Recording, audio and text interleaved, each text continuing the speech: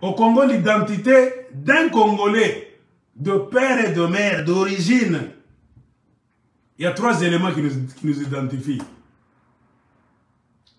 Ta tribu, c'est-à-dire ta langue. Tribu égale langue. Ton chef et ton territoire, la terre. Chaque Congolais connaît le nom de son chef. Chaque Congolais connaît la langue originale, ancestrale qu'il parle là, chez lui. Chaque Congolais peut citer le nom de son territoire. Je suis Congolais, oui. Mon chef, c'est roi tel, reine tel, empereur tel. Ok, numéro 2, nous parlons langue telle. Chez nous, nos ancêtres parlaient cette langue, même chez nous, là, au village, c'est la langue qu'on parle. Notre terre, notre territoire va de jusqu'à, du nord au sud. La frontière avec les autres, là, c'est ici. Chaque Congolais sait se situer. Si vous comprenez ça, ce sont nos terres. Les Belges nous ont rencontrés avec nos terres. Ce n'est pas le Belge qui est venu nous donner ces terres. Si le Belge est venu nous donner ces terres, on allait avoir une autre constitution. Si le Congo était une forêt inhabitée, un désert inhabité, et que le Belge est allé prendre des gens ailleurs pour venir remplir le Congo, on allait avoir une autre constitution. Le Belge lui-même nous a rencontrés là, par nous, c'est-à-dire nos ancêtres qui nous représentaient, nous, leur progéniture aujourd'hui. Ils avaient bien tout en place. L'organisation était là. En assemblant tous ces royaumes là-bas et ces chefferies, le Belge a appelé tout ça le Congo. Comprenez pourquoi si vous prenez la nomenclature là-bas, l'almanach des chefferies, les noms des chefs, des langues et des territoires, je veux dire, vous n'allez pas trouver le Kenya Mulenge, non. Mulenge existe. Mulenge n'existe pas comme une tribu. Ça, c'est faux. Mulenge existe comme une partie physique. Une colline là-bas, montagne là-bas, un territoire bien défini. Qu'on appelle ça Mulenge, c'est ici. On n'a jamais eu une langue au Congo qui s'appelle Kinyamulenge. Jamais. Même le Belge là où il est en Belgique. Même le roi de Belge qui viendra bientôt là chez vous. Même le premier ministre de Belge. Même le fils de Louis Michel, Charles Michel à l'Union européenne. Même les Américains de la CIA qui sont en train de m'entendre. Même les Français dans leurs archives. Ils savent très bien qu'il n'y a jamais eu de langue au Congo. Même si on prend les archives du musée de Tervuren des Belges là-bas. On nous met les gants là-bas, même les masques. On entre dans les vitrines là-bas. Donnez-nous les livres d'archives, là où se trouvent les chefferies, les noms des chefs, les langues, les tribus du Congo. Vous ne verrez jamais là où c'est écrit Mulenge, c'est une tribu. Banyamulenge, non. Ça n'a jamais existé. Nous devons dire ça à nos enfants. On nous fait la guerre, on veut nous forcer une escroquerie historique. C'est une histoire préparée par les services secrets des Occidentaux, les snipers, les tueurs d'élite, les menteurs dans des grandes organisations, ONU, Banque mondiale, Fonds monétaire international, tout ça. C'est eux qui mettent l'argent en place, qui nous font la guerre avec le temps pour nous pousser à laisser un espace à des gens qui sont en train d'utiliser comme prétexte pour la continuité de cette guerre. Les Mulenge et les Banyamulenge qui sont là, eux-mêmes savent qu'ils ne sont pas Congolais. Ce sont des Rwandais. Ils sont aussi victimes d'un système. On les a choisis pour les utiliser comme prétexte pour que la guerre ne finisse pas. Donc parmi les raisons qui feront que la guerre ne finira pas dans l'est du Congo, il y a l'établissement par force des Rwandais venus du Rwanda récemment ou bien il y a quelque temps dans le passé. On veut les forcer à rester à un tel endroit-là qui s'appelle Mulenge, qui est la terre normalement des Bafulero. On veut les laisser là, les forcer à rester là, car ils bénéficient des États-Unis d'Amérique en tant que puissance, qui est en train de créer des guerres de tuer les vrais chefs coutumiers aux alentours de Moulengue, chez Bafulero, Banindu, Babembe. Il faut tuer beaucoup de gens là-bas. Trop de chefs coutumiers ont été tués là-bas. Trop de gens. Comprenez pourquoi la raison des massacres. Il faut vider cet endroit là-bas pour venir y surplanter, implanter des peuples venant du Rwanda, les Tutsis, nilotiques surtout, pour les mettre là, avec l'objectif de perpétuer la guerre. Beaucoup d'objectifs, parmi lesquels perpétuer cette guerre. Il faut que les multinationales, les États-Unis d'Amérique, même les Kagame et Museveni trouvent une raison de faire la guerre. Oh, les Banyamulenge sont en insécurité. Nous ne pouvons pas les laisser comme ça. Nous devons être toujours près d'eux. Parce que les Congolais vont les tuer. Qui t'a dit que nous allons les tuer? Ils étaient là. Ça fait 30 ans. Les autres 25 ans. Les autres 15 ans. Pourquoi on ne les tuait pas pendant tout ce temps? C'est aussi l'une des questions. Mobutu était là dans toute sa dictature. N'a jamais tué ces Rwandais tous là-bas. Ils étaient avec nous. Ils vivaient avec nous. Nos enfants, nos frères allaient à l'école avec eux. Nos grands frères même. Ils étaient bien au Congo. On était bien avec eux. Qui est venu créer la zizanie? C'est l'homme blanc. L'Occident est venu instrumentaliser cette histoire. C'est parmi ces cartouches de guerre.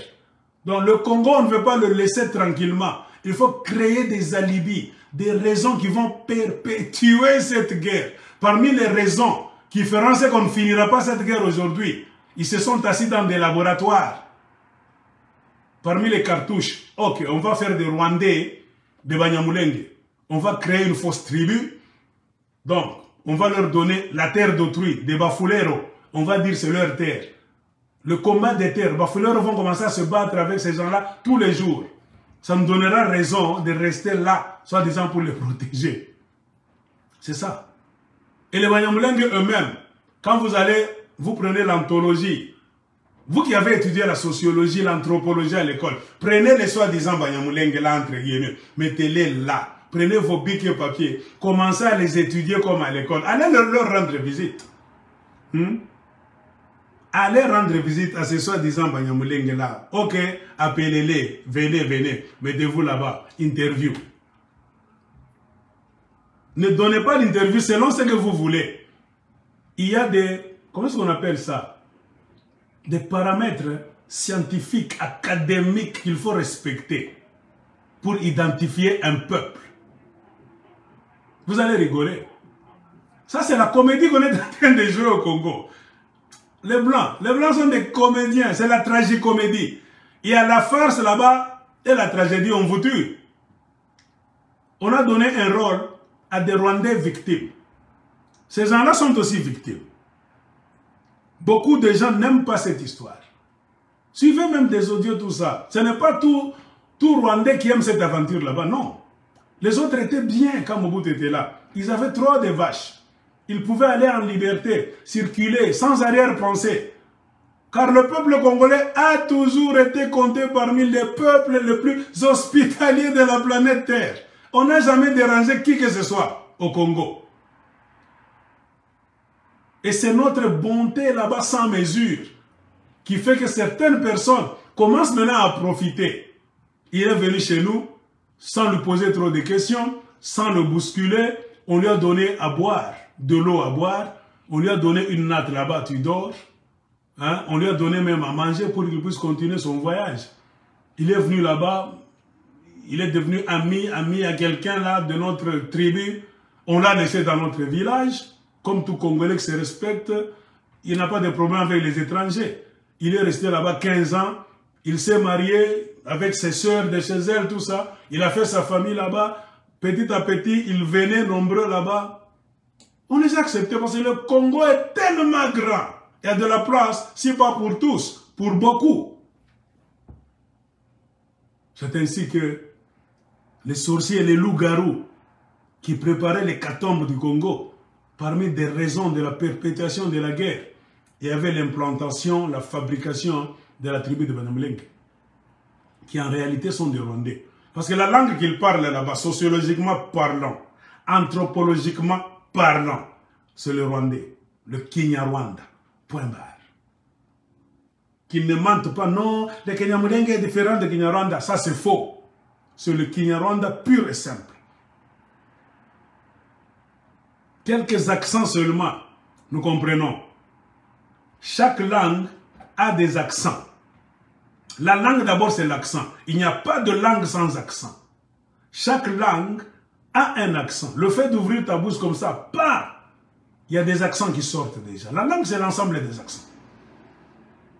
C'est le Kinyarwanda là. L'accent peut changer au fil des années selon les endroits là où ils étaient partis. Le Kinyarwanda qui est resté au Rwanda est différent du Kinyarwanda qu'on parle au Burundi. Même le Kirundi, vous savez que le Kirundi et le Kinyarwanda c'est une même langue. Le Kinyarwanda et le Kirundi c'est une même langue. Cette même langue-là, on l'appelle au Rwanda Kinyarwanda, on l'appelle au Burundi Kirundi. La différence entre le Kinyarwanda du Rwanda et le Kirundi du Burundi qui est une même langue, ce sont les accents. Et les Rwandais, ou bien les Burundais, qui ont traversé, je ne sais pas, par des besoins économiques, sociologiques, difficiles à expliquer, parfois explicables, se sont retrouvés du côté du Congo. Pendant 50 ans, 30 ans, il était venu quand il était, on l'a mis au monde là-bas. Ils ont continué à parler leur Kinyarwanda du côté du Congo, mais qui a un autre accent, influencé par les langues de Babembe, de Banyindu, de Bafulero, même les Kiswahili du Congo. C'est ce qui a influencé le Kinyarwanda qu'eux ont apporté. Point barre. Ils ont perdu peut-être quelques mots. Ou bien ils ont remplacé quelques mots de leur Kinyarwanda original avec le Kifulero, le Kinyindu, le Swahili. Point barre. C'est ça la petite différence. Mais l'origine, ce sont des Rwandais. Et c'est comme ce sont les Tutsis qui sont en train de jouer cette aventure. Ce sont les Rwandais Tutsis, les descendants de Tutsis. Les autres, leurs parents, grands-parents n'ont jamais été au Congo. C'est un rôle qu'on leur a donné par les institutions qui veulent piller le Congo. Qu'ils restent là pour qu'il y ait guerre infinie. Ça va nous donner raison à faire quoi? À venir piller. Quand vous êtes obligés, vous êtes occupés à vous tabasser, à vous tirer dessus. Personne ne contrôle rien. Les Américains viennent prendre l'or, le coltan. C'est ça. Ça fait partie de la distraction cruelle. Et eux-mêmes le savent. Et le savent. Et tous n'aiment pas cette histoire. Il y a seulement des têtes qu'on a mis en place, qu'on a appelées aux États-Unis, qui sont allés en formation en Occident. C'est eux, les fabricants de cette mafia-là, qui voyagent même dans le monde pour parler de cette histoire. Un mensonge, donc, sans même sourciller. Vous avez tel que le Moïse Nyarugabo, vous avez l'autre là, c'est qui? Azarias Ruberwa et consorts. Ce sont des menteurs. Ce sont des menteurs. La politique, c'est comme ça. Il y a un adage en politique qui dit un mensonge, plusieurs fois répété, peut être cru, finira par être cru comme une vérité dans le futur, par des gens qui ne connaissent pas la source, qui ne sont pas bien préparés. Comme aujourd'hui, nous sommes dans le monde de la guerre. La guerre est en train de se faire au Congo de plusieurs manières. C'est pour cela que je vous dis, faites attention. À part les armes, les kalachnikovs, l'information, la parole, c'est aussi une guerre. Eux reçoivent trop de moyens. Les Occidentaux qui sont complices dans cette guerre, dans ce génocide du peuple congolais, prémédité et calculé pendant longtemps, donnent les moyens à ce petit groupe de Rwandais là-bas.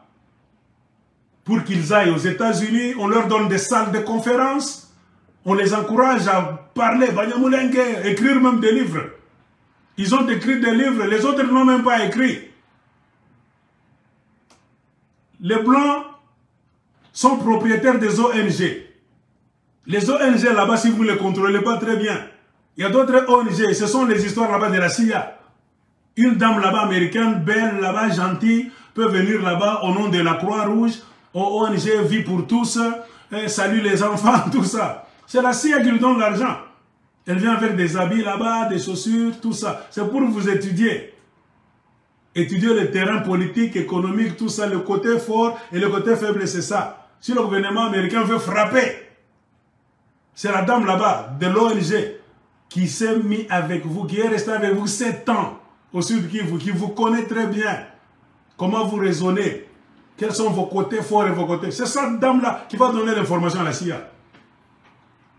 C'est comme ça que l'Amérique en général, en particulier beaucoup d'Occidentaux, ont su contrôler le monde innocemment là-bas en renvoyant des ONG. Un bon président ne doit pas permettre la pullulation d'ONG dans un pays. Vous êtes foutus. Regardez Poutine. Les ennemis numéro 1 de Poutine sont les ONG. Il sait. Lui, c'est un occidental. Il sait comment est-ce que les occidentaux utilisent les ONG pour paralyser les pays des autres. C'est comme ça. Beaucoup de Blancs ont encouragé la mafia de Banyamulenge. On le prend facilement. Très facilement. Moi, je connais le circuit. Il y a des Blancs qui quittent l'Amérique là-bas pour aller donc maintenir cette histoire en place. Il vient là-bas, des chaussures là-bas. Oh, nous sommes venus, action pour la faim. Oh, je ne sais pas, l'avenir en rose. Tout ça, l'Afrique unie. Beaucoup d'ONG là-bas. Il travaille avec la CIA. Sa mission, c'est d'aller voir les Banyamulenge, de collaborer avec le gouvernement rwandais. Donc, de faire de façon qu'on commence déjà à construire là-bas. Vous dormez où? Nous sommes une ONG. Nous voulons... Ils veulent maintenant construire un village par la force, construire même des villes par la force, des universités pour eux par la force. Avec le temps, 30 ans de guerre, 40 ans, ils vont vous prendre la terre avec les ONG. C'est comme ça. Le gouvernement américain sait très bien que nous sommes en train de mentir, de tuer les Congolais et de leur voler leur terre au nom de la bienfaisance. Tout le monde le sait. Mais tout le monde est calme. Alors, qui doit parler? C'est nous, les victimes, les frères des victimes. C'est ça notre rôle.